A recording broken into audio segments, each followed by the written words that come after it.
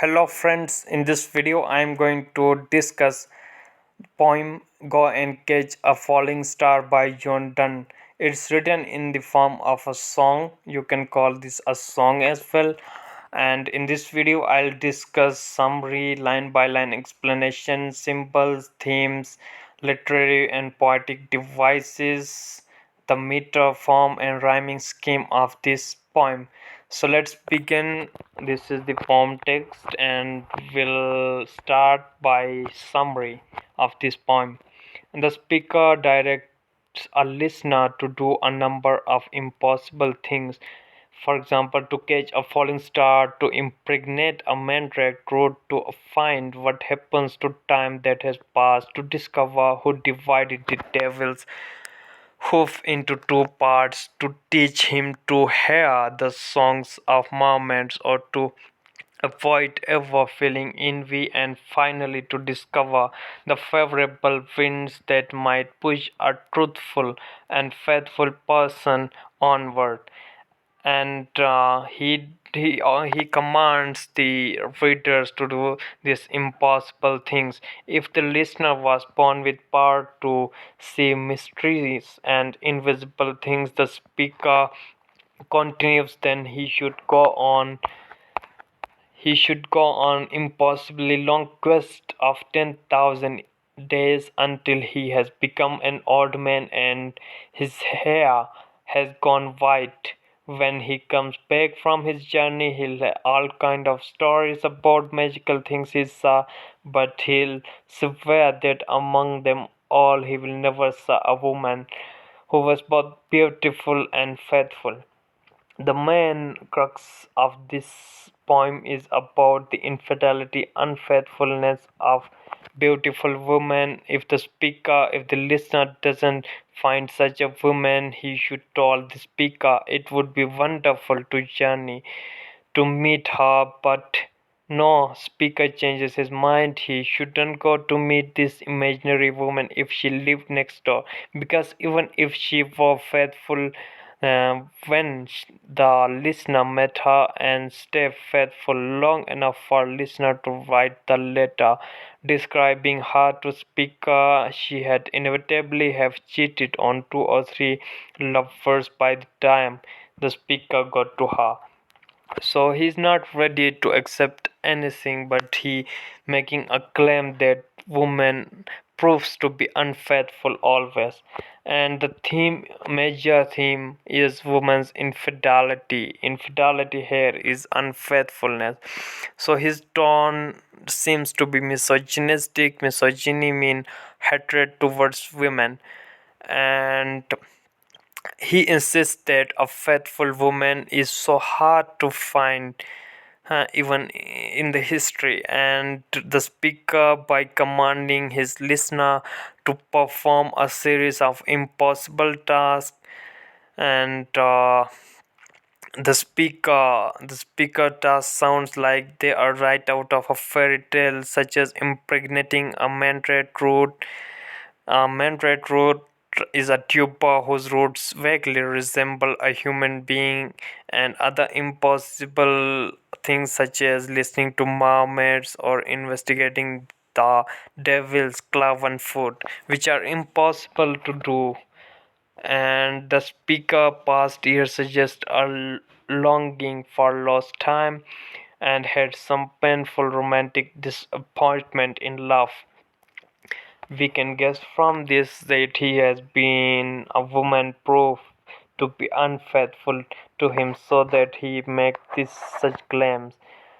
And yes, if just try to put yourself in the shoe of John Donne, and a person you love most, what you did if she proves to be unfaithful. Probably you will state that women are always unfaithful because you have trusted her, consider her perfect, a paragon, a perfect model, but at the time she seems to be unfaithful, then you will make such claims. And if his listener spent an entire lifetime searching for a faithful woman, he wouldn't find her. And the speaker also imagines his listener has power to see strange sight, a magical gift that might allow him to discover the impossibilities, to spend his whole life looking he would never find a woman true and fair. And the speaker concludes by imagining that even if his listener did find a faithful woman, the woman faithfulness would never be lost, never be trusted again, because the speaker wouldn't bother going to see this hypothetical woman if she were next door, because she might have been faithful, but she had cheated two or three lovers before, and the wistful romance of pilgrimage. So he considered the quest for such a woman as a sacred journey, a pilgrimage, falling star and magical quest broken by speaker's grim belief no one will ever find a woman true and fair. This will occur in line 1 to 27 in the whole poem, and now we'll see line by line analysis. Line 1 to 4: go and catch a falling star, get with child a mandate root, tell me where all past years are, or who cleft the devil's foot. The poem began with a strange command: go and catch a falling star, which is impossible, and to catch a falling star is plainly impossible. And think of all lost things and lost people that one might found in those years. And there is a tension in these images between longing and inevitable disappointments, and he reclaims the past, but rational minds know that it never gonna happen. It is impossible to get with a child of Mandret Road. And we'll see that he another impossibility that who will cleft the devil's foot sound like a task with less obvious rewards. If you are researching that food, you are not only getting pretty close to the decided enemy of mankind, you are also prying into his business and perhaps seeking knowledge that humans aren't allowed. And the falling star might itself has a devilish quality. A fallen star is not unlike a fallen angel. And in short, these first four lines create a vivid picture of the world, full not just of impossible tasks but impossible longings. And it does all in the form of apostrophe. And we'll see line 5 to 6: teach me to hear mermaids singing, or to keep off envy stinging.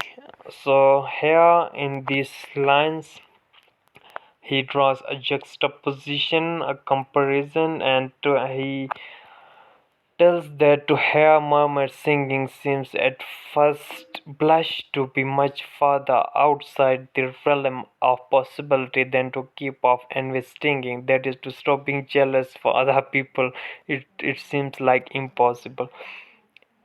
And they might just about learn not to feel the pain of envy. The speaker clearly believes it to be impossible.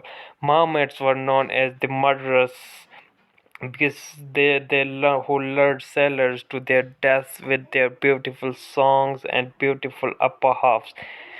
Mermaids, as you know, that their upper half is like resemble women and lower half is like fish, and this is probably a person who has been burned by love badly. These lines also make use of parallelism as well, repeating the sentence structure of two lines before them: do this thing or do that thing. The thematic and structure repetition here all contributes to growing sense of hyperbole. Line 7 to 9: and find what wind serve to advance an honest man. The poem now moves from a thumping trochaic tetrameter into iambic monometer. Just means that there is a single iamb of foot with a unstressed and stressed beat. You will see there. And find what wind. And So this spot the theme of trickiness, wind as it in the things that keeps a kite in air, and wind as in wind it up are homonyms presenting the same phase but meaning different things.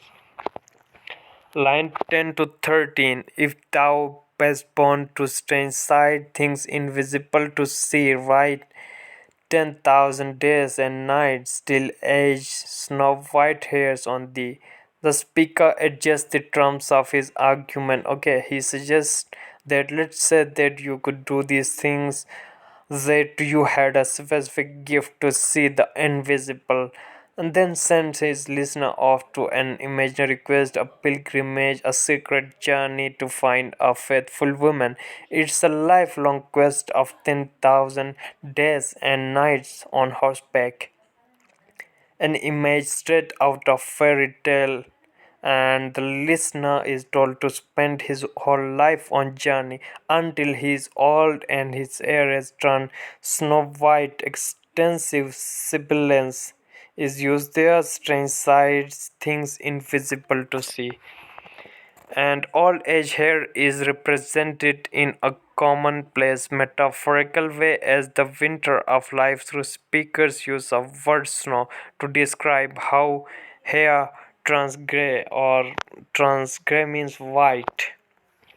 And line 14 to 18, thou when thou returns will tell me all strange wonders that befell thee, and swear nowhere lives a woman true and fair. So he is primed the reader with the idea of magical quest in a world of impossibilities. He set a metrical pattern that moves from force to gentleness to amorphous and magical powers, and spent all the best years of his life searching. He had never find a woman who was true and fair, both beautiful and faithful. Nowhere such a woman be found.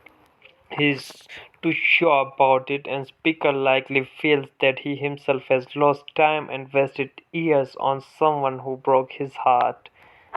Oh, God forbid, and leaves a woman true and fair, and there's an awfully cynical and loutish comma. Just maybe it suggests here's a true woman elsewhere, but if there is, he'll definitely not pretty fair. And line 19 to 20, if thou find one, let me now such a pilgrimage was with. And here we'll see. So in this last stanza, he begins that okay, let's say you did find this faithful woman. If his listener find this hypothetical woman, he would had make a pilgrimage to see her, a secret devotional journey. The juxtaposition between saintliness and a person who is after all just a regular everyday woman gives these lines a strong ironical flavor. And sweetness is of course a common metaphor for general goodness, nice and prettiness. And line 21 to 22, yet do not I would not go thou at next door we might met. The speaker interrupts.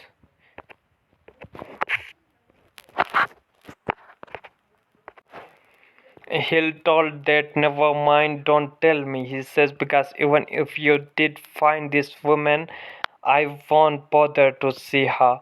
And so this gives the reader a strong sense of cynical disgust. And we'll see line 23 to 27. Thou she were true when you met her, and last till you write your letter, yet she will be false ere I came to 2 or 3. So here his tone is comical, even if this hypothetical lady were faithful when you met her. He says that she would have cheated on 2 or 3 lovers before I did reach her.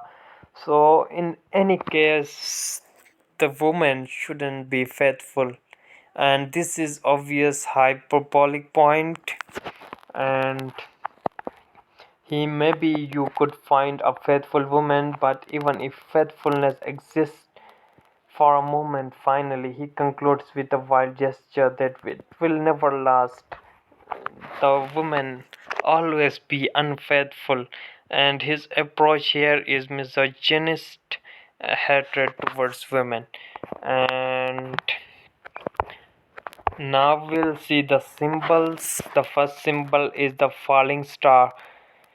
So it's used to catch a falling star. Of course, it is impossible. The stars have long been a symbol of divinity, purity, hope, wishes, faithfulness, and inspiration. One can fix wishes to a star or navigate by it. The star here is falling. So speakers' wishes and hopes for true and faithful lover are falling too. And in Donne's English, falling also has a sexual connotation as well, suggesting that this imagined star has lost its purity, and it like occur in line 1. And the next symbol is mandrake root, which often grows in humanoid shape, in the shape of humans. So it's a myth, and they were believed to climb out of groundwork at night, and they have magical powers. They have no, and something serious, illicit, dangerous, and tricky. And mandrake association with the visions, hallucination, speaks to poem themes of infidelity and untrustworthiness of women, and it will occur in line 2. And the next symbol is the devil's foot, and he introduced elements of religious unease to this poem. And this devil is arch deceiver, of course, the figure of trickstery and dishonest. And the devil's cleft foot similarly suggests a split, for instance, between what someone say and what they do. And devil was often depicted with goat legs. Goat were common a symbol of sexual insatiability and lust, and it will occur in line for the devil's foot. The next symbol is Mahomet, a creature with upper half of woman and lower half of fish, a symbol of attraction and danger of sex.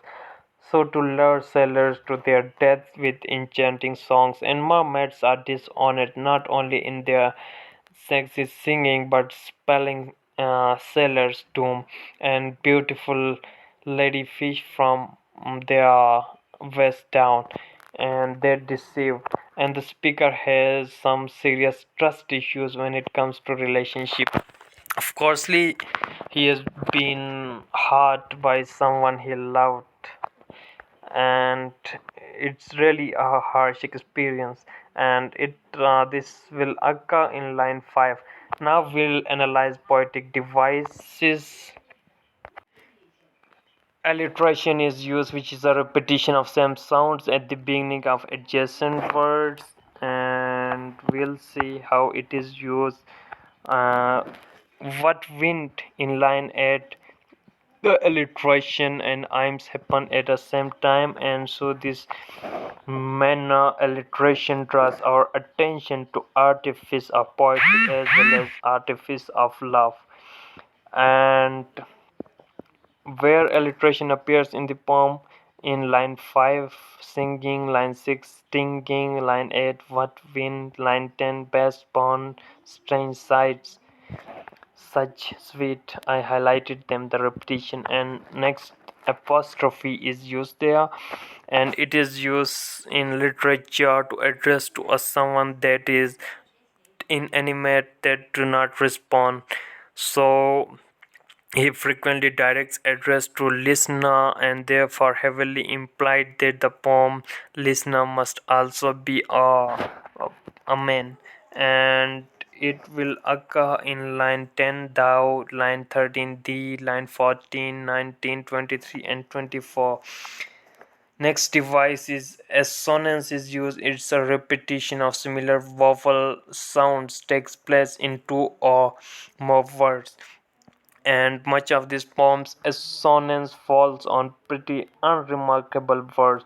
For instance, in first stanza there is a chain of long e sounds in teach, me, hair, and in second a chain of short e sound in things and invisible, and it will occur in line 4 clef devils, line 5, 6, 9, 11, 16, 17, 21, 22, 24, 25, and 26.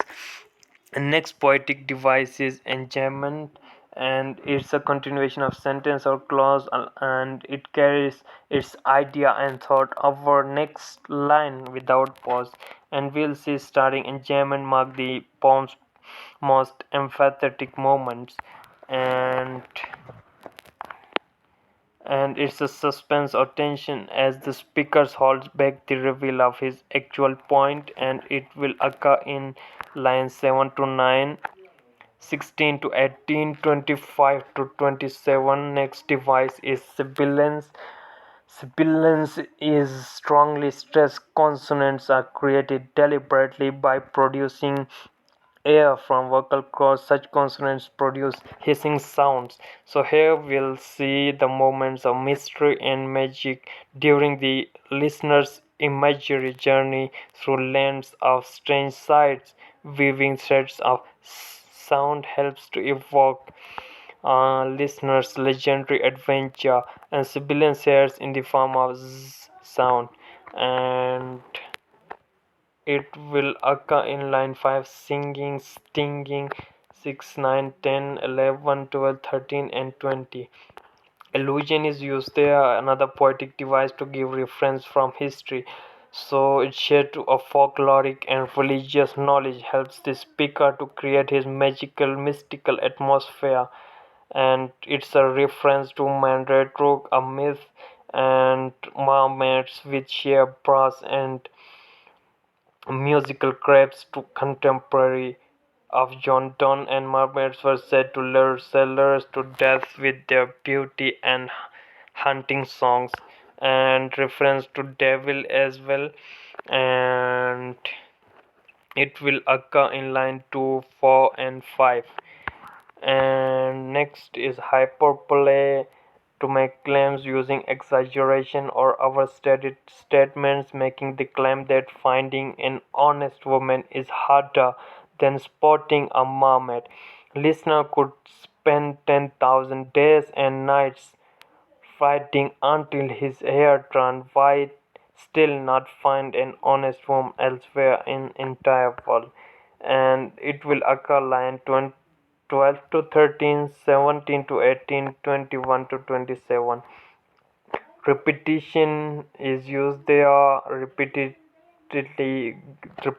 is used to give emphasis on something repeatedly. Beginning a new line with or example of anaphora helps with this, and will now, so it will occur repetition 3 to 6, line 10, 11, 22 to 23. Irony is also used there, and irony, there are different kinds of irony. Irony is a situation or something where you expect something and it happens the opposite of what you might expect it. And sharp juxtaposition of mythical legendary images against something the speaker insists is even more impossible and rare, that is a honest woman, a faithful woman, and contrast between something ordinary and mundane against things like mermaid and mandrake root is meant to be ironic. And speaker imagines that if such a woman were found, she'll be worthy of pilgrimage, a sacred journey. And this is vocabulary meaning of different words. Cleft divided into mermaids in we advance thou best thee, and Ermine before befell happened to wilt will, and the meta form and rhyme is the form of this poem is it's a song and certainly a musical quality melodic, melodic rhythm, and the poem uses three lines stanza each with same rhyming scheme and meter. The predominant meter in this poem is trichoic tetrameter, and lines are made up of 4 feet each with stress unstressed pattern. And rhyming scheme of this poem is ABCCDDD, and the speaker John Donne. Setting of this poem is Renaissance age, and context is 1572. And so that's all. There are more sources, you can consult the notes in the description. Thank you for watching.